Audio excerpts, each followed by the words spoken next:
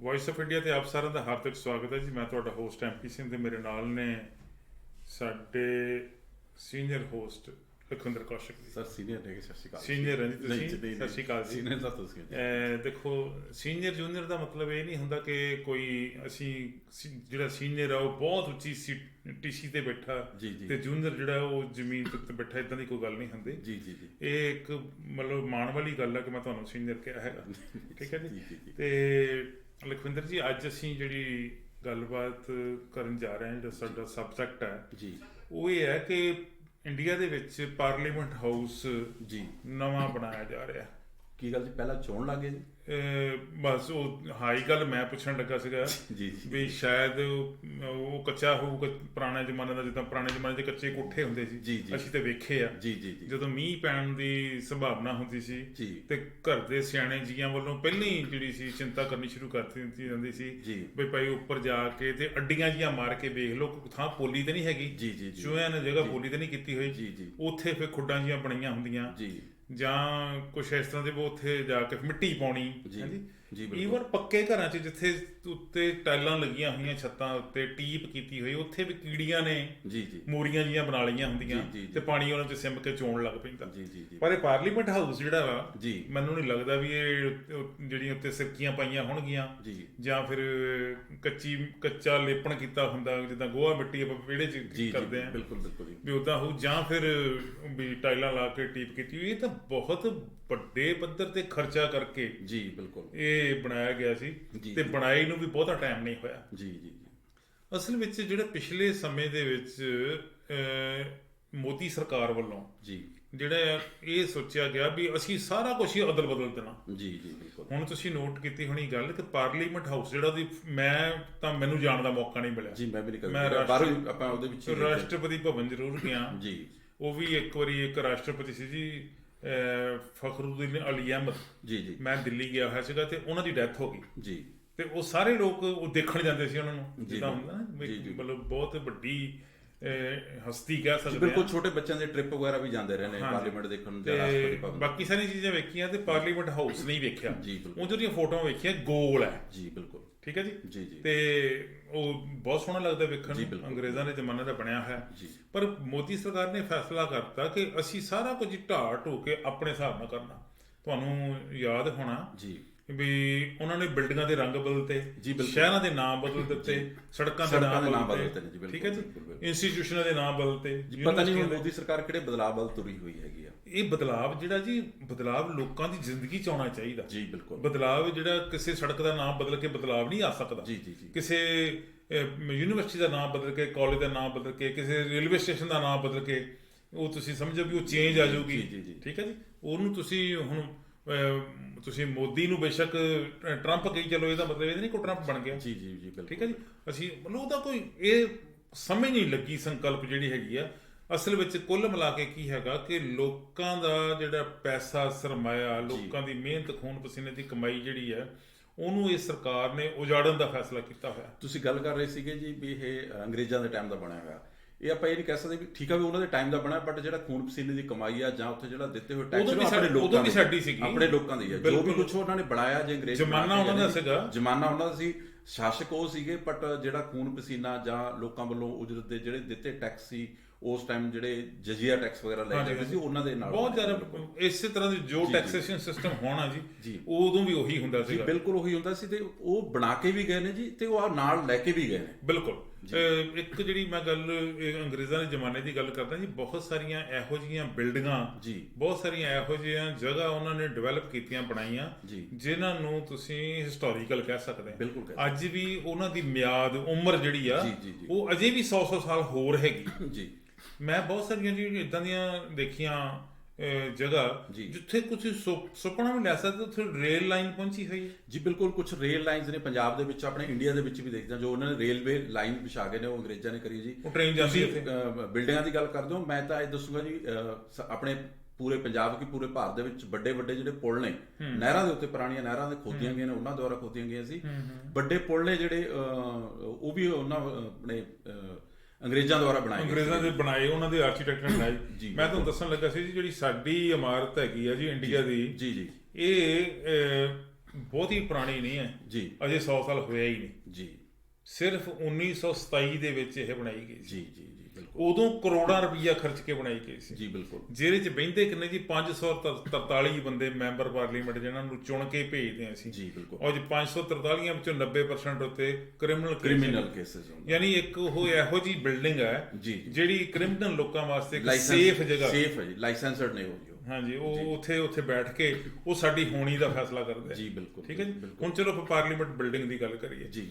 Parliament building ਜਿਹੜੀਆਂ ਜੀ UK ਦੇ ਵਿੱਚ ਜਿਹੜੀ ਸਭ ਤੋਂ ਪਹਿਲੀ ਬਿਲਡਿੰਗ ਆਪਾਂ ਅੰਗਰੇਜ਼ਾਂ ਦੇ ਜ਼ਮਾਨੇ ਦੀ ਗੱਲ ਕਰਦੇ ਹਾਂ ਜੀ, ਜਿਹੜੀ ਯੂਕੇ ਦੀ ਪਾਰਲੀਮੈਂਟ ਹੈ ਜੀ, ਇਹ ਕਦੋਂ ਬਣੀ ਜੀ?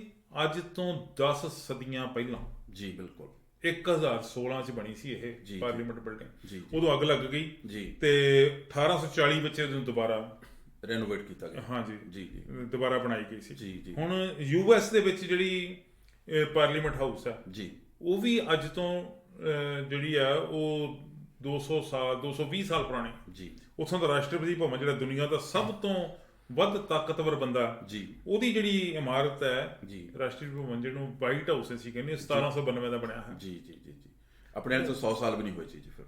ਹਾਂਜੀ, ਅਸੀਂ 100 ਜੇ ਹੋਣਾ ਜੀ। ਜੀ, ਜੀ, ਜੀ, ਔਰ ਫਰਾਂਸ ਦੀ ਜਿਹੜੀ ਪਾਰਲੀਮੈਂਟ ਹੈ 1728 ਵਿੱਚ ਦੀ ਬਿਲਡਿੰਗ ਬਣੀ। ਜੀ, ਨਾਰਵੇ ਦੀ ਜਿਹੜੀ ਸੀ ਉਹ 1882 ਚ ਬਣੀ। ਜੀ, ਇੰਡੀਆ ਦੀ 1927 ਚ ਬਣੀ ਸੀਗੀ। ਜੀ, ਤੇ ਉਹੀ ਗੱਲ ਜਿੱਦਾਂ ਜਾਂ ਦਾ ਕੱਚਾ ਕੋਠਾ ਬਣਾਤਾ, ਜੀ, ਜੀ, ਜਿਹੜਾ ਹੁਣ ਉਹ ਲੇਪਣ ਕਰ ਬੁੜੀਆਂ ਮਾਈਆਂ ਥੱਕ ਗਈਆਂ ਹੈਗੀਆਂ ਤੇ ਉਹ ਕਹਿੰਦੀ ਭਾਈ ਇਹਨੂੰ ਪੱਕਾ ਕਰ ਲਓ। ਜੀ, ਜੀ, ਜਾਂ ਫਿਰ ਇਹ ਆ ਕਿ ਇਹਦੇ ਵਿੱਚ ਇਹਨੂੰ ਦੁਬਾਰਾ ਬਣਾਉਣ ਦੇ ਪਿੱਛੇ ਕੋਈ ਵੱਡਾ ਰਾਜ ਹੈ। ਦੇਖੋ ਉਹਦੀ ਕਈ ਵਾਰੀ ਜਿਹੜੀ ਰੈਨੋਵੇਸ਼ਨ ਹੋ ਚੁੱਕੀ ਹੈ ਜੀ, ਵੱਡੇ ਚੰਗੇ ਪੱਧਰ ਦੇ ਉੱਤੇ ਰੈਨੋਵੇਸ਼ਨ ਹੋ ਰਹੀ ਆ। ਇਹ ਤਾਂ ਆਪਣੇ ਇੱਕ ਆਮ ਪਬਲਿਕ ਜਾਂ ਆਪਾਂ ਆਪਣੇ ਘਰਾਂ ਦੀ ਰੈਨੋਵੇਸ਼ਨ ਨਹੀਂ ਕਰਾ ਸਕਦੇ, ਉੱਥੇ ਤਾਂ ਕੰਮ ਚੱਲਦਾ ਰਹਿੰਦਾ, ਲਿਪਾ ਪੋਚੀ ਚੱਲਦੀ ਰਹਿੰਦੀ ਆ, ਫਰਸ਼ ਉਹਦੇ ਚੇਂਜ ਹੋ ਚੁੱਕੇ ਨੇ, ਸਟਰਕਚਰ ਸਾਰਾ ਕੁਝ ਚੇਂਜ ਹੋ ਚੁੱਕਾ ਅਸੀਂ ਪੰਜੀ ਸਾਲੀ ਵਾਈਟ ਵਾਸ਼ ਕਰਦੇ ਜੀ ਜੀ, ਉੱਥੇ, ਜਾਂ ਇੱਥੇ ਵੀ ਹੁਣ ਕੈਨੇਡਾ ਵਿੱਚ ਵੀ ਅਸੀਂ ਰਹਿੰਦੇ ਆ ਜੀ, ਜੀ, ਤੇ 5-4 ਸਾਲ ਤੋਂ ਪਹਿਲਾਂ ਤਾਂ ਨਹੀਂ ਅਸੀਂ ਪੇਂਟ ਕਰਦੇ, 10 ਸਾਲ ਵੀ ਨਿਕਲ ਜਾਂਦੇ ਨੇ ਜੀ। ਨਿਕਲ ਜਾਂਦੇ ਨੇ। ਉੱਥੇ ਤਾਂ 24 ਘੰਟੇ ਲੇਬਰ ਲੱਗੀ ਹੋਈ ਹੈ। ਜੀ, ਜੀ, ਬਿਲਕੁਲ। ਉੱਥੇ ਘੱਟੋ ਘੱਟ ਜੀ ਹਜ਼ਾਰਾਂ ਦੀ ਗਿਣਤੀ ਦੇ ਵਿੱਚ ਮੁਲਾਜ਼ਮ ਨੇ, ਚਾਹੇ ਉਹਦੀ ਦੇਖ ਰੇਖ ਵਾਲੇ ਨੇ। ਬਾਹਰ ਤੁਸੀਂ ਦੇਖੋ ਵੀ ਕਿੰਨੀ, ਪਹਿਲੀ ਗੱਲ ਤਾਂ ਜਗ੍ਹਾ ਕਿੰਨੀ ਆ ਜੀ, ਜਗ੍ਹਾ ਕਿੰਨੀ, ਸਭ ਤੋਂ ਵੱਡੀ ਗੱਲ ਇੰਨੀ ਕੀਮਤੀ ਜਗ੍ਹਾ, ਜਿਹੜੀ ਕਿਸਾਨਾਂ ਦੀ ਜਗ੍ਹਾ। ਜਿਵੇਂ ਹੁਣ ਕਿਸਾਨ ਜਿਹੜੇ ਹੁਣ ਕਹਿ ਰਹੇ ਨੇ ਵੀ ਅਸੀਂ ਪਾਰਲੀਮੈਂਟ ਦੇ ਵਿੱਚ ਹੀ ਅਸੀਂ ਫਿਰ ਕਣਕ ਬੀਜਣ ਲੱਗ ਜਾਣਾ ਜੀ, ਬਿਲਕੁਲ ਚਾਹੀਦਾ ਵੀ ਜੀ ਆਪਣਾ ਹੱਕ। ਬਿਲਕੁਲ ਜਿੱਦਾਂ ਦੀ ਹਾਲਤ ਬਣੀ ਪਈ ਹੈ ਹੁਣ। ਦੇਖੋ ਸਭ ਤੋਂ ਵੱਡੀ ਜਿਹੜੀ ਗੱਲ ਹੈ ਨਾ ਜੀ, ਜੋ ਮੇਰੇ ਨੋਟਿਸ 'ਚ ਆਈ ਇਹ ਗੱਲ ਕਿ ਇਹ ਪਾਰਲੀਮੈਂਟ ਹਾਊਸ ਜਿਹੜਾ ਗੋਲ ਹੈ, ਗੁਲਾਈ 'ਚ ਹੈ ਜੀ, ਬਿਲਕੁਲ।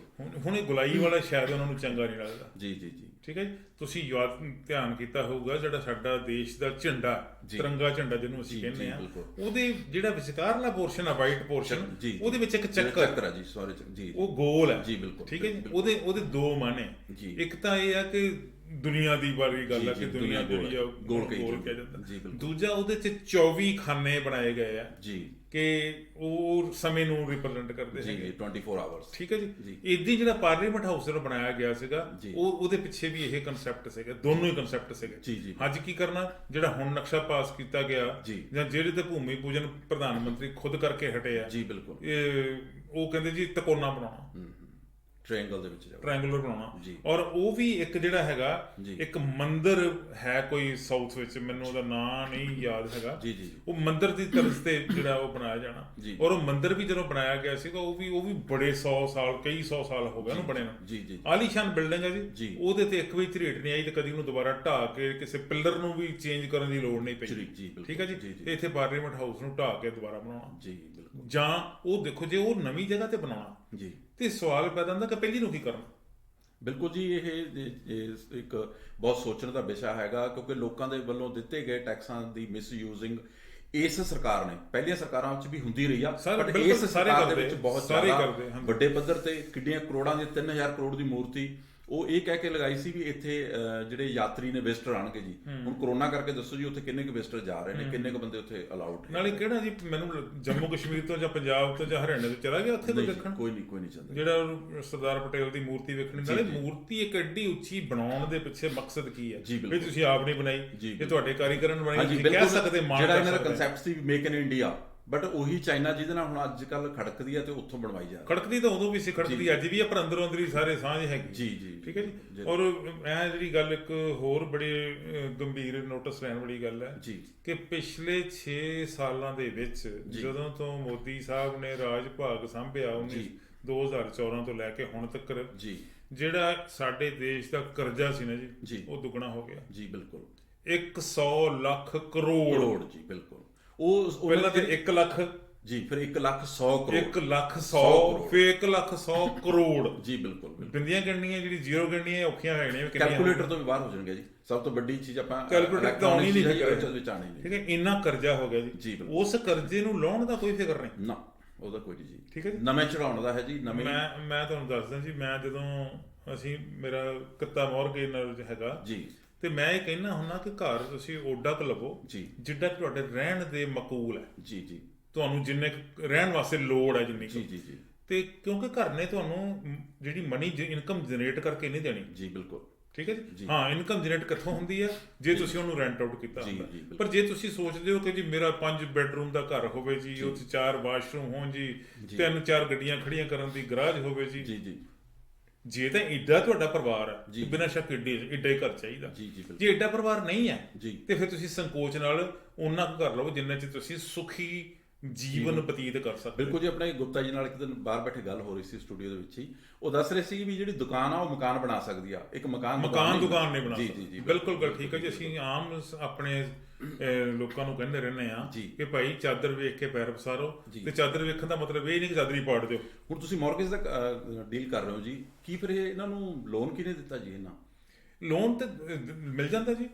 ਜਿਹੜੇ ਕਾਰਪੋਰੇਟ ਘਰਾਣੇ ਆ ਜਾਂ ਜਿਹੜੇ ਦੂਜੇ ਕੰਟਰੀ ਆ, ਉਹ ਕਿਸੇ ਨਾ ਕਿਸੇ ਲੋਨ ਇਸ ਤਰੀਕੇ ਨਾਲ ਲੋਨ ਦਿੰਦੇ ਆ। ਹੁਣ ਚਾਈਨਾ ਦੀ ਤੁਸੀਂ ਗੱਲ ਕੀਤੀ ਸੀ, ਚਾਈਨਾ ਦੀ ਮੂਰਤੀ ਦੀ ਗੱਲ, ਚਾਈਨਾ ਨੇ ਪੂਰੇ ਏਸ਼ੀਆ ਦੇ ਵਿੱਚ ਆਪਣਾ ਕਬਜ਼ਾ ਕਰ ਲਿਆ ਜੀ। ਬਿਲਕੁਲ ਠੀਕ ਹੈ ਜੀ। ਉਹਨੇ ਲੋਨ ਦੇ ਕੇ ਉੱਥੇ ਸੜਕਾਂ ਬਣਵਾਤੀਆਂ, ਉਹਨਾਂ ਦੇਸ਼ਾਂ 'ਚ ਲੋਨ ਦੇ ਕੇ ਉੱਥੇ ਬ੍ਰਿਜ ਬਣਾਤੇ, ਲੋਨ ਦੇ ਕੇ ਉੱਥੇ ਬੰਦਰਗਾਹਾਂ ਬਣਾਤੀਆਂ ਜੀ। ਬਿਲਕੁਲ ਲੋਨ ਦੇ ਕੇ ਉਹਨਾਂ ਦੇ 에ਅਰਪੋਰਟ ਬਣਾਤੇ। ਇਹ ਸਾਰਾ ਕੁਝ ਉਹਨਾਂ ਦਾ ਹੀ ਹੈ ਜੀ। ਬਿਲਕੁਲ। ਜਿਵੇਂ ਹੁਣ ਬੁਲਟ ਟ੍ਰੇਨ ਦੀਆਂ ਗੱਲਾਂ ਹੋ ਰਹੀਆਂ ਨੇ ਜਾਂ ਹੋਰ ਇਸ ਤਰ੍ਹਾਂ ਦੀਆਂ ਜਿਹੜੀਆਂ ਹੋ ਰਹੀਆਂ ਨੇ, ਉਹ ਵੀ ਲੋਨ ਤੇ ਆਣੀਆਂ ਨੇ। ਬਿਲਕੁਲ ਲੋਨ ਤੇ ਆਣੀਆਂ ਜੀ। ਕਿਸੇ ਕੋਲ ਪੈਸਾ ਨਹੀਂ ਹੈਗਾ। ਬਿਲਕੁਲ। ਇਹ ਆਪਣੇ ਮੋਦੀ ਸਾਹਿਬ ਨੇ ਇੱਕ ਕਿਹਾ ਸੀਗਾ ਵੀ ਡਿਜੀਟਲ ਇੰਡੀਆ ਹੈਗਾ, ਬਟ ਇਹ ਡਿਜੀਟਲ ਨਹੀਂ, ਇਹ ਡਿੱਗੀ ਚੱਲ ਇੰਡੀਆ।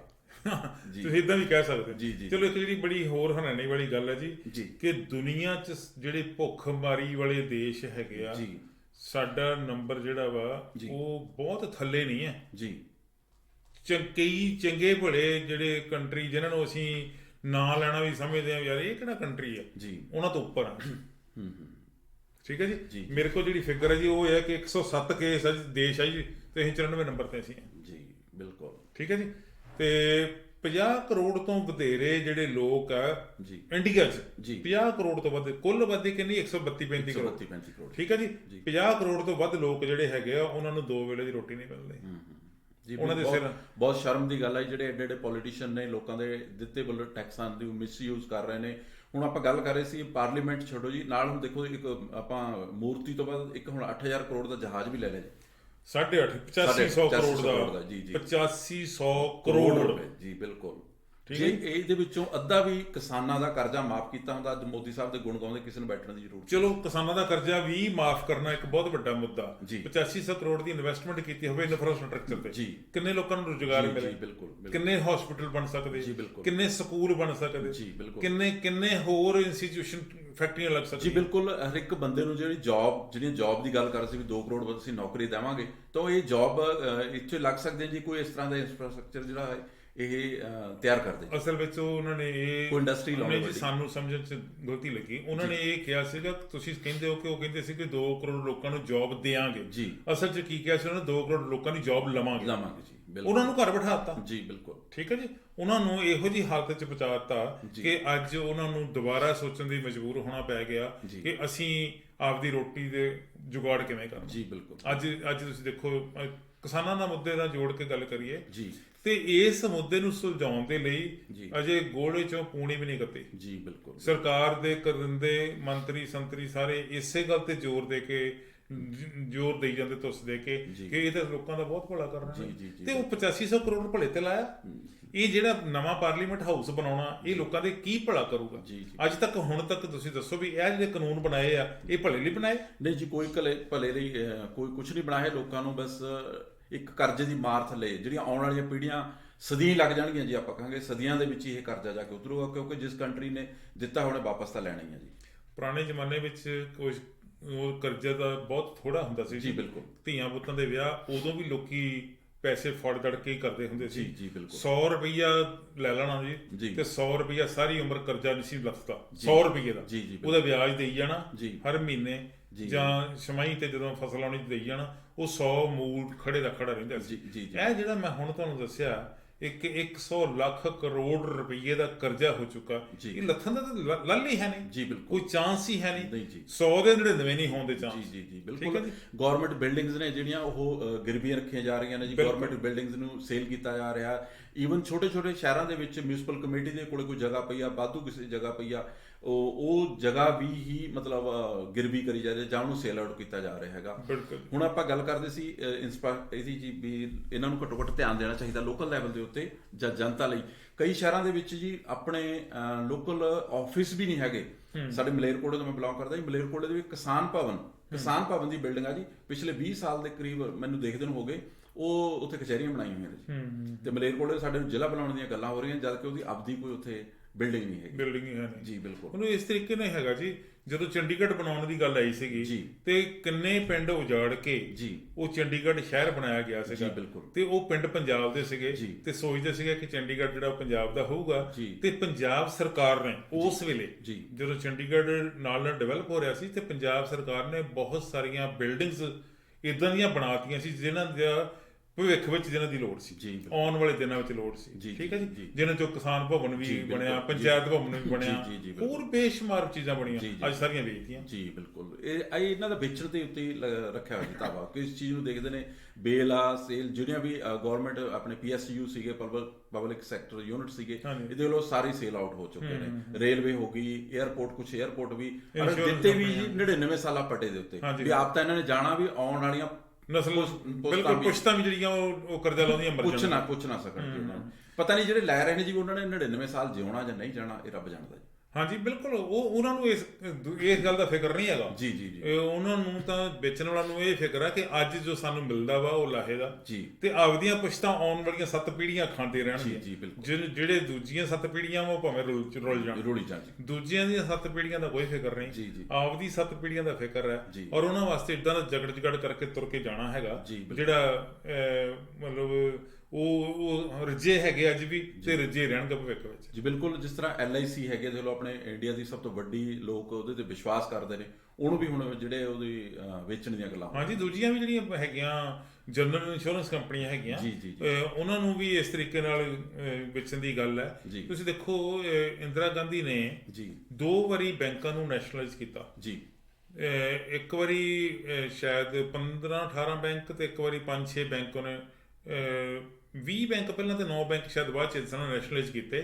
ਤੇ ਉਦੋਂ ਮਤਲਬ ਲੋਕੀ ਸ਼ਾਇਦ ਇੰਦਰਾ ਨੂੰ ਇਹ ਵੀ ਕਹਿੰਦੇ ਸੀਗੇ, ਦੇਖੋ ਜੀ ਬੈਂਕ ਨੈਸ਼ਨਲਾਈਜ਼ ਕਰਤੇ। ਪਰ ਮੈਂ ਗਰੰਟੀ ਨਾਲ ਕਹਿੰਦਾ ਜੀ, ਉਹ ਨੈਸ਼ਨਲਾਈਜ਼ ਕਰਨ ਦੇ ਨਾਲ ਹੋਣ ਨਾਲ ਲੋਕਾਂ ਨੂੰ ਸਿੱਧਾ ਫਾਇਦਾ ਹੋਇਆ ਸੀ। ਜਿਹੜੇ ਲੋਕ ਕਿਸੇ ਜ਼ਮਾਨੇ ਦੇ ਵਿੱਚ ਅੰਦਰ ਆਉਣ ਤੋਂ ਵੀ ਡਰਦੇ ਹੁੰਦੇ ਸੀਗੇ, ਬੈਂਕ ਦੇ ਅੰਦਰ ਆਉਣ ਤੋਂ ਵੀ, ਉਹਨਾਂ ਨੂੰ ਬੈਂਕਾਂ ਨੇ ਆਵਾਜ਼ਾਂ ਮਾਰ ਕੇ ਲੋਨ ਦਿੱਤੇ, ਜਾਂ ਉਹਨੂੰ ਸਮਝਾਇਆ ਕਿ ਤੁਹਾਨੂੰ ਬਚਤ ਕਰਨੀ ਚਾਹੀਦੀ, ਪੈਸੇ ਜਮ੍ਹਾਂ ਕਰਾਓ। ਜਿਹਨਾਂ ਤੋਂ ਸੀਗੇ ਉਹਨਾਂ ਨੂੰ ਕਰਾਏ ਵੀ, ਜਿਹਨਾਂ ਨੂੰ ਲੋੜ ਸੀ ਉਹਨਾਂ ਨੂੰ ਬੈਂਕਾਂ ਨੇ ਦਿੱਤੇ। ਅੱਜ ਸਾਰਾ ਬੈਂਕਿੰਗ ਸੈਕਟਰ ਜਿਹੜਾ ਵਾ ਉਹ ਇਸ ਤਰੀਕੇ ਨਾਲ ਤਬਾਹ ਕਰਤਾ ਗਿਆ ਜੀ, ਬਿਲਕੁਲ, ਕਿ ਉਹਦੇ ਮੁਕਾਬਲੇ 'ਚ ਪ੍ਰਾਈਵੇਟ ਸੈਕਟਰ ਜਿਹੜਾ ਵਾ ਉਹਨੂੰ ਉਤਸ਼ਾਹਿਤ ਕੀਤਾ ਜਾ ਰਿਹਾ। ਜਿਹੜਾ ਸਰਕਾਰੀ ਬੈਂਕਿੰਗ ਸੈਕਟਰ ਹੈਗਾ ਵਾ ਉਹਦਾ ਸਤਿਆਨਾਸ਼ ਪੱਟਦਾ ਹੈ ਜੀ, ਬਿਲਕੁਲ। ਇਹਨੇ ਗਲਤ ਪਾਲਿਸੀਆਂ ਬਣਾ ਕੇ, ਜਿਸ ਤਰ੍ਹਾਂ ਅੱਜ ਤੋਂ 20 ਸਾਲ ਪਹਿਲਾਂ ਜਾਂ 10 ਸਾਲ ਪਹਿਲਾਂ ਜ਼ਿਮੀਂਦਾਰ ਨੂੰ ਜੇ ਟਰੈਕਟਰ ਦੀ ਜ਼ਰੂਰਤ ਹੁੰਦੀ ਸੀ, 10 ਕਿੱਲੇ ਦੇ ਨੰਬਰ ਲਏ ਜਾਂਦੇ ਸੀਗੇ। ਹੁਣ ਕਹਿੰਦੇ ਨੇ ਵੀ ਤੁਸੀਂ ਸਾਈਨ ਮਾਰੋ ਤੇ ਲੈ ਜਾਓ। ਉਹ ਕਿਉਂਕਿ ਉਹਨਾਂ ਨੂੰ ਉਹ ਦੱਸ ਰਹੇ ਨੇ ਵੀ ਅਸੀਂ ਇਹਨਾਂ ਨੂੰ ਸਹੂਲਤ ਦੇ ਰਹੇ ਹਾਂ, ਬਟ ਉਹ ਸਹੂਲਤ ਨਹੀਂ, ਉਹ ਕਰਜ਼ੇ 'ਚ ਡੁਬੋ ਰਹੇ ਨੇ। ਉਸ ਤੋਂ ਬਾਅਦ ਕਰਜ਼ੇ 'ਚ ਡੁਬੋਣ ਤੋਂ ਬਾਅਦ ਉਹ ਵੀ ਆਤਮ ਨਿਰਭਰ ਹੋਣਗੇ, ਕਿਸੇ ਨੂੰ ਸੈਲ ਕਰਨਗੇ, ਤਾਂ ਇਹ ਜਿਹੜੇ ਪ੍ਰਾਈਵੇਟ ਅਦਾਰੇ ਨੇ ਜੀ, ਵੱਡੇ ਕਾਰਪੋਰੇਟ ਨੇ, ਇਹ ਉਹਨਾਂ ਦੇ ਉੱਤੇ ਕਾਬਜ਼ ਹੋਣਗੇ। ਅੱਜ ਮੈਂ ਇੱਕ ਪ੍ਰੋਗਰਾਮ ਦੇ ਵਿੱਚ ਪਹਿਲਾਂ ਇੱਕ ਪ੍ਰੋਗਰਾਮ ਕੀਤਾ ਜੀ ਡਾਕਟਰ ਸੁਰਜੀਤ ਭੱਟੀ ਦੇ ਨਾਲ, ਉਹਦੇ ਵਿੱਚ ਮੈਂ ਗੱਲ ਦਾ ਜ਼ਿਕਰ ਕੀਤਾ ਸੀਗਾ ਕਿ ਕਿਸਾਨਾਂ ਦੇ ਟਰੈਕਟਰ ਜਿਹੜੇ ਨੇ ਜੀ, ਉਹਦਾ ਟਰੈਕਟਰ ਚਲਾਉਣ ਦੇ ਲਈ ਟਰੈਕਟਰ ਚਾਲਕ ਨੂੰ, ਡਰਾਈਵਰ ਨੂੰ ਲਾਇਸੈਂਸ ਦੀ ਲੋੜ ਨਹੀਂ ਹੈ, ਐਗਜ਼ੈਂਪਸ਼ਨ ਹੈਗੀ ਜੀ।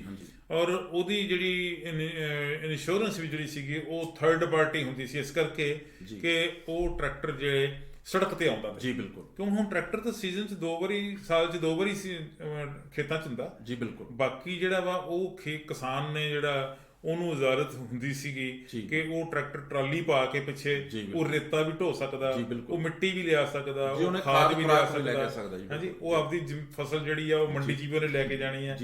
ਕੋਈ ਬਹੁਤ ਸਾਰੇ ਅਸਲ 'ਚ ਸੌਖਾ ਤੇ ਸਸਤਾ ਸਾਧਨ ਹੁੰਦਾ ਵੀ ਘਰ ਦੇ ਵਿੱਚ ਤਿਆਰ ਹੀ ਖੜਾ। ਲੋਕੀ ਤਾਂ ਮੱਸਿਆ ਵੀ ਜਾਂਦੇ ਸੀ, ਜੀ ਬਿਲਕੁਲ ਮੱਸਿਆ ਜਾਂਦੇ ਸੀ, ਮੇਲਿਆਂ ਤੇ ਵੀ ਜਾਂਦੇ, ਆਪਣੇ ਵਿਆਹ ਸ਼ਾਦੀਆਂ ਦੇ ਵਿੱਚ ਸਮਾਨ ਲੈਣ ਲਈ ਸ਼ਹਿਰਾਂ ਦੇ ਵਿੱਚ, ਨੇੜੇ ਤੇੜੇ ਸ਼ਹਿਰਾਂ ਦੇ ਵਿੱਚ ਸ਼ਾਪਿੰਗ ਕਰਨ ਜਾਂਦੇ। ਜਦੋਂ ਪਰਿਵਾਰ ਦੇ ਜੀਆਂ ਨੇ ਸਾਰਿਆਂ ਨੇ ਸ਼ਾਪਿੰਗ ਕਰਨ ਆਉਣਾ ਤੇ ਟਰੈਕਟਰ ਟਰਾਲੀ ਲਿਆਉਣਾ, ਬਿਲਕੁਲ ਕੋਈ ਪੇਟੀ ਲੈ ਕੇ ਆਉਣੀ, ਕੋਈ ਦਾਜ ਦਹੇਜ ਦਾ ਸਮਾਨ ਚੱਕ ਕੇ ਲਗਾਉਣਾ, ਟਰੈਕਟਰ ਟਰਾਲੀ ਦੇ ਵਿੱਚ। ਹੁਣ ਕੀ ਕੀਤਾ ਜੀ ਸਰਕਾਰ, ਇਹ ਕਰ ਰਹੀ ਹੈ ਕਿ ਇਹ ਟਰੈਕਟਰ ਟਰਾਲੀ ਜਿਹੜੇ ਆ ਇਹ ਕਮਰਸ਼ੀਅਲ ਵਹੀਕਲ ਆ ਜੀ। ਬਿਲਕੁਲ, ਨਾਲੇ ਕੁਝ ਗਵਰਨਮੈਂਟ ਰੂਲ ਕਰ ਰਹੀ ਹੈ ਵੀ 10 ਸਾਲ ਪੁਰਾਣਾ ਨਹੀਂ ਹੋਊਗਾ। ਦੇਖੋ 10 ਸਾਲ ਇੱਕ ਟਰੈਕਟਰ ਜ਼ਿਮੀਂਦਾਰ ਦਾ ਲਿਆ 40 50 ਸਾਲ ਦੇ ਵਿੱਚੋਂ ਅੱਜ ਵੀ ਉਹ ਕੰਮ ਕਰ ਰਹੇ ਤੇ ਇਹ ਰੋਕਾਂ ਲਾਉਣ ਦੀਆਂ ਤਿਆਰੀਆਂ ਹੋ ਰਹੀਆਂ ਨੇ ਵੀ ਇਹ 10 ਸਾਲ ਤੋਂ ਪੁਰਾਣਾ ਵਹੀਕਲ ਤੁਸੀਂ ਔਨ ਰੋਡ ਲਿਆ ਹੀ ਨਹੀਂ ਕਰ ਹੀ ਨਹੀਂ ਸਕਦੇ। ਹੁਣ ਦੇਖੋ ਤੁਹਾਨੂੰ ਹੈਰਾਨੀ ਵਾਲੀ ਗੱਲ ਦੱਸਾਂ, ਜਿਹੜੀ ਟਰੈਕਟਰ ਦੇ ਲੋਨ ਦੀ ਗੱਲ ਹੈ ਨਾ ਜੀ, 9 ਸਾਲ ਵਿੱਚ ਤਾਂ ਉਹ ਰੀਪੇਬਲ ਆ ਜੀ, ਯਾਨੀ 9 ਸਾਲ ਉਹ ਕਿਸ਼ਤਾਂ ਲਈ ਚੱਲੇ, ਮੁੜ ਕੇ ਟਰੈਕਟਰ ਪੁਰਾਣਾ, ਯਾਨੀ ਸਾਰੀ ਉਮਰ ਕਿਸ਼ਤਾਂ ਹੀ ਲਾਵੇ ਫਿਰ। ਜੀ ਬਿਲਕੁਲ, ਜਦੋਂ ਦੁਬਾਰਾ ਨਵਾਂ ਟਰੈਕਟਰ ਰਹੂਗਾ ਫਿਰ ਉਹਨੂੰ ਕਰਜ਼ੇ ਦੀ ਲੋੜ ਹੈ। ਜੀ ਬਿਲਕੁਲ ਬਿਲਕੁਲ, ਪਹਿਲਾ ਕਰਜ਼ਾ ਉਹਨੇ 9 ਸਾਲਾਂ ਚ ਲਾਇਆ ਵਾ, 10ਵੇਂ ਸਾਲ ਟਰੈਕਟਰ ਦਾ ਜਿਹੜਾ ਵਾ ਉਹਨੇ ਕਹਿਣਾ ਜੀ ਆਫ ਰੋਡ ਕਰ ਦਿਓ, ਫਿਰ ਤੁਸੀਂ ਟਰੈਕਟਰ ਨਵਾਂ ਲਵੋ, ਫਿਰ ਕਰਜ਼ਾ ਚੁੱਕੋ, ਯਾਨੀ ਉਹਨੂੰ ਕਰਜ਼ੇ ਹੇਠ ਦੱਬੀ ਰੱਖਣਾ। ਠੀਕ ਹੈ ਜੀ। ਹੁਣ ਉਹ ਜਦੋਂ ਟਰੈਕਟਰ ਤੇ ਟਰਾਲੀ ਜਿਹੜੀ ਆ ਉਹਦੇ ਤੇ ਇੰਸ਼ੋਰੈਂਸ ਵਧਾ ਦੇਣੀ ਹੈ, ਉਹਦੀ ਰਜਿਸਟ੍ਰੇਸ਼ਨ ਫੀਸ ਵਧਾ ਦੇਣੀ ਜੀ, ਬਿਲਕੁਲ ਰਜਿਸਟ੍ਰੇਸ਼ਨ ਫੀਸ ਇੰਨੀ ਕਰ ਦੇਣੀ ਆ ਜਿਹੜੀ ਟਰੱਕਾਂ ਦੇ ਬਰਾਬਰ ਜੀ। ਬਿਲਕੁਲ, ਜੇ ਹੁਣ ਅੱਜ ਪਹਿਲਾਂ ਜਿਹੜੀ ਆਪਾਂ ਇੱਕ ਨਾਰਮਲ ਆਪਾਂ ਜਦੋਂ ਰਜਿਸਟ੍ਰੇਸ਼ਨ ਫੀਸ ਦਿੰਦੇ ਸੀ ਜਦੋਂ ਆਪਾਂ ਕੋਈ ਵਹੀਕਲ ਲੈਂਦੇ ਸੀ ਤੇ ਉਹਦੇ ਵਾਸਤੇ ਉਹਦੀ 20 ਸਾਲ ਲਈ ਕਾਪੀ ਬਣ ਜਾਂਦੀ ਸੀ। ਹੁਣ ਤੁਸੀਂ ਦੇਖੋ ਵੀ ਉਹਦੀ ਜਿਹੜੀ ਫੀਸ ਆ ਜੀ ਉਹ ਕੀਮਤ ਦਾ 5% ਜਾਂ 7% ਹੈਗਾ। ਜੇ ਕੋਈ ਬੰਦਾ ਆਪਣੇ 10 ਲੱਖ ਦੀ ਗੱਡੀ ਲੈਂਦਾ ਤਾਂ ਘੱਟੋ ਘੱਟ ਜੀ ਉਹਦੇ ਨੇੜੇ ਤੇ ਲੱਖ ਦੇ ਨੇੜੇ ਤੇ ਉਹਨੂੰ ਜਿਹੜਾ ਉਹ ਟੈਕਸ ਰਜਿਸਟ੍ਰੇਸ਼ਨ ਦੇਣੀ ਪੈਂਦੀ ਹੈ ਤਾਂ ਉਹਨੂੰ ਨੰਬਰ ਮਿਲਦਾ। ਦੇਖੋ ਰਜਿਸਟ੍ਰੇਸ਼ਨ ਦਾ ਮਤਲਬ ਹੈਗਾ ਕਿ ਤੁਹਾਡਾ ਵਹੀਕਲ ਰਜਿਸਟਰਡ ਹੋ ਗਿਆ, ਤੁਸੀਂ ਸੜਕ ਤੇ ਚਲਾ ਸਕਦੇ ਹੋ। ਹੁਣ ਸੜਕ ਤੇ ਚਲਾਉਣਾ ਵਾ ਤੁਹਾਨੂੰ ਸੜਕ ਤੇ ਟੈਕਸ ਦੇਣਾ ਪਊਗਾ, ਟੋਲ ਟੈਕਸ ਦੇਣਾ ਪਊਗਾ। ਉਹ ਰੋਡ ਟੈਕਸ ਹੋਰ ਚੀਜ਼ ਹੁੰਦੀ ਸੀਗੀ ਜੀ, ਇੱਕ ਟੋਲ ਟੈਕਸ ਜੀ। ਮਤਲਬ ਦੇਖੋ ਜਿਹੜਾ ਵਹੀਕਲ ਦੀ ਰਜਿਸਟ੍ਰੇਸ਼ਨ ਲਈ ਪੈਸਾ ਲਿਆ ਜੀ ਉਹ ਸਿਰਫ ਰੋਡ ਦੇ ਟੈਕਸ ਦੇ ਲਈ ਆ ਜੀ, ਫਿਰ ਉੱਥੇ ਟੋਲ ਟੈਕਸ ਕਾਹਦਾ? ਫਿਰ ਟੋਲ ਟੈਕਸ ਕਿਉਂ? ਜੀ ਜੀ, ਠੀਕ ਹੈ ਜੀ। ਟੋਲ ਟੈਕਸ ਹੁੰਦੀ ਹੈ ਜੀ ਜਿਵੇਂ ਵੀ ਇੱਕ ਸੁਵਿਧਾ ਹੈਗੀ ਆ, ਤੁਸੀਂ ਬਾਈਪਾਸ ਬਣਾਓ, ਜਿਹਨੇ ਜਾਣਾ ਚਾਹਣਾ ਠੀਕ ਆ, ਬਟ ਉਹਦੀ ਸਾਈਡ ਵਾਲੀ ਰੋਡ ਵੀ ਹੋਣੀ ਚਾਹੀਦੀ ਆ ਕਲੀਅਰ। ਦੇਖੋ ਇੱਥੇ ਵੀ ਹੈਗੀਆਂ ਜੀ, ਜਿਹੜੀ ਤੁਸੀਂ ਦੇਖੋਗੇ ਇੱਥੇ ਵਿਨੀਪੈਗ ਚ ਚਲੋ ਇਸ ਤਰ੍ਹਾਂ ਦੀ ਹੈ ਨਹੀਂ ਸਹੂਲਤ, ਟੋਰਾਂਟੋ ਵਿੱਚ ਹੈਗੀ ਆ, ਉੱਥੇ ਇੱਕ ਫਾਸਟ ਟਰੈਕ ਜਿਹੜੀ ਆ ਸੜਕ ਹੈ, ਜੇ ਤੁਸੀਂ ਉੱਥੋਂ ਲੰਘਣਾ ਵਾ ਉੱਥੇ ਬਕਾਇਦਾ ਤੁਹਾਨੂੰ ਟੈਕਸ ਦੇਣਾ ਪੈਂਦਾ, ਤੇ ਉੱਥੇ ਰੁਕਣਾ ਨਹੀਂ ਹੁੰਦਾ, ਉਹ ਆਟੋਮੈਟਿਕਲੀ ਤੁਹਾਡੇ ਚਿਪ ਲੱਗੀ ਹੋਈ ਜਾਂਦੀ ਹੈ, ਉਹਨੇ ਦੀ ਟਿਕਟ ਤੁਹਾਡੇ ਘਰ ਆ ਜਾਣੀ ਹੈ। ਤੁਸੀਂ ਉੱਥੋਂ ਲੰਘੇ ਹੋ, ਕਿੱਥੋਂ ਉਤਰੇ ਹੋ, ਕਿੰਨੇ ਕਿਲੋਮੀਟਰ ਤੁਸੀਂ ਸੜਕਾਂ ਜਿਹੜੀ ਯੂਜ਼ ਕੀਤੀ ਹੈ, ਉਹਦੇ ਹਿਸਾਬ ਨਾਲ ਤੁਹਾਡੇ ਬਿੱਲ ਘਰ ਆ ਜਾਣਾ, ਤੁਸੀਂ ਪੇ ਕਰਦੇ।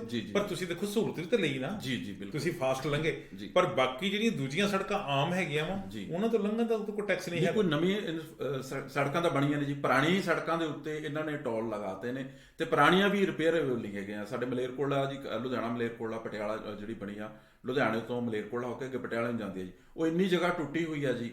ਪਿੱਛੇ ਮੈਂ ਆਪ ਖੁਦ ਕੁਝ ਜਗ੍ਹਾ ਦੇ ਏਰੀਆ ਦੇ ਵਿੱਚ ਉਹਦੀ ਕੰਪਲੇਂਟ ਕਰਕੇ ਰਿਪੇਅਰ ਕਰਨ ਲਈ, ਮਤਲਬ ਜਿਹੜੇ ਚੀਫ ਇੰਜੀਨੀਅਰ ਸੀਗੇ ਪਲਾਨ ਰੋਡ ਦੇ, ਉਹਨਾਂ ਨੇ ਸਿੱਧੀ ਗੱਲਬਾਤ ਕੀਤੀ ਵੀ ਟੁੱਟੀਆਂ ਸੜਕਾਂ ਦਾ ਤੁਸੀਂ ਕਿਵੇਂ ਟੋਲ ਲੈ ਸਕਦੇ। ਬਲਕਿ ਕੱਲ ਦੀ ਇੱਕ ਤਾਜ਼ੀ ਘਟਨਾ ਦੱਸ ਰਿਹਾ ਵੀ ਕੱਲ ਮੈਨੂੰ ਇੱਕ ਬੰਦੇ ਨੇ ਤੋਂ ਖਬਰ ਦੀ ਫੋਟੋ ਭੇਜੀ ਜੀ, ਮਿੱਟੀ ਦੇ ਅੰਬਾਰ ਲਗਾਏ ਹੋਏ ਨੇ। ਮੈਂ ਕੱਲ ਵੀ ਉਹਨਾਂ ਨੂੰ ਫੋਟੋ ਟੈਗ ਕਰਕੇ ਭੇਜੀ ਵੀ ਟੋਲ ਰੋਡ ਦਾ ਆਹ ਹਾਲ ਆ, ਵੀ ਇੱਥੇ ਕਿੱਦਾਂ ਹੈ, ਟੋਲ ਰੋਡ ਤੇ ਹੋ ਨਹੀਂ ਸਕਦਾ, ਇਹ ਲੋਕਾਂ ਦੀ ਸੁਵਿਧਾ ਲਈ ਬਣੇ, ਤੁਸੀਂ ਪੈਸੇ ਲਈ ਜਾ ਰਹੇ ਹੋ ਤੇ ਟੋਲ ਰੋਡ ਆ ਟੁੱਟੀ ਹੋਈ ਆ, ਪੱਟੀ ਕਿਤੇ ਲੱਗੀ ਹੋਈ, ਸਰਦੀਆਂ ਦਾ ਮਹੀਨਾ ਸਟਾਰਟ ਹੋਣ ਲੱਗਿਆ ਤੇ ਧੁੰਦਾਂ ਪੈਣ ਲੱਗਣੇ, ਕਿਉਂਕਿ ਲੋਕ ਪੱਟੀ ਦੇ ਸਹਾਰੇ ਜਾਂਦੇ ਨੇ, ਹੋਰ ਕਿਉਂਕਿ ਵੱਡੀਆਂ ਜ਼ਿਆਦਾ ਚੌੜੀਆਂ ਸੜਕਾਂ ਤਾਂ ਹੈ ਨਹੀਂ ਆਪਣੇ ਉਹਦੇ ਵਿੱਚ। ਅਸੀਂ ਇਹੋ ਜਿਹੇ ਮੁੱਦਿਆਂ ਤੇ ਗੱਲਬਾਤ ਕਰਦੇ ਰਵਾਂਗੇ ਜੀ। ਤੁਸੀਂ ਸਾਡਾ ਪ੍ਰੋਗਰਾਮ ਜਿਹੜਾ ਉਹ ਫੇਸਬੁੱਕ ਤੇ ਲਾਈਵ ਦੇਖਦੇ ਹੋ, YouTube ਤੇ ਵੀ ਲਾਈਵ ਦੇਖਦੇ ਹੋ, ਤੁਸੀਂ ਇੱਥੇ ਕਮੈਂਟ ਦਿਓ। ਪਹਿਲਾਂ ਤਾਂ ਇਹਨੂੰ ਸਬਸਕ੍ਰਾਈਬ ਕਰੋ, ਲਾਈਕ ਕਰੋ, ਫਿਰ ਉੱਤੇ ਕਮੈਂਟ ਲਿਖੋ।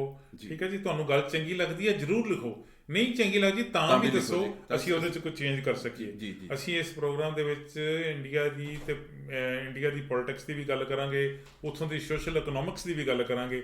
ਆਉਣ ਵਾਲੇ ਦਿਨਾਂ ਵਿੱਚ ਤੁਹਾਡੇ ਨਾਲ ਲਗਾਤਾਰ ਜੁੜੇ ਰਵਾਂਗੇ। ਲਖਵਿੰਦਰ ਜੀ, ਸਮਾਂ ਤੁਸੀਂ ਕੱਢਿਆ, ਬਹੁਤ ਮਿਹਰਬਾਨੀ। Thank you very much.